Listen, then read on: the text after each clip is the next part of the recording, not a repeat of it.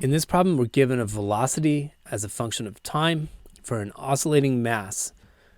And that velocity is given by 0.15 meters per second times the sine of 3 inverse seconds times t. And all those units can be a little bit confusing.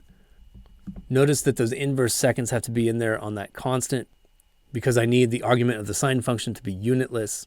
And the units out in front are meters per second because, well, I need the units of velocity to be meters per second. But the math is going to be easier here if we just forget about units for a second. So I have 0.15 sine of 3t. In part A, I'm asked for the displacement for this mass on a given time interval 0 to 1. So here's just a quick reminder of how this works. If I integrate a velocity function on some time interval, what I have to do is guess the antiderivative, but the thing I differentiate to give velocity is the position function. I would then evaluate that from t1 to t2, and that would give me x of t2 minus x of t1. That's the final position minus the initial position, and that's exactly what we mean by displacement. So what I'm doing here in part A is taking a definite integral from 0 to 1 of this velocity function 0.15 sine 3t dt. And the 0.15 is a spectator here, and then I have to guess the antiderivative of the sine of 3t, and that's essentially the cosine of 3t. But if I differentiate the cosine of 3t, it would produce a minus sign, and then the chain rule would give me a factor of 3. I've got to prepare to adjust for these things out in front. And a negative 1/3 does the trick. When I differentiate this thing now, the minus sign generated by the derivative of cosine cancels the minus sign in front, and the 3 generated by the chain rule cancels the 1/3 out in front, so it looks like it's all working. And I evaluate this from 0 to 1. Now I'm going to pull out the minus sign and the factor of 3 out in front and combine it with the 0.15. So I get negative, and then 0.15 over 3 is 0.05.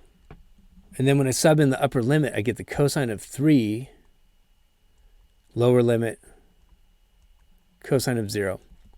And that 3 is in radians here. So you need to set your calculator in radians to get a decimal approximation.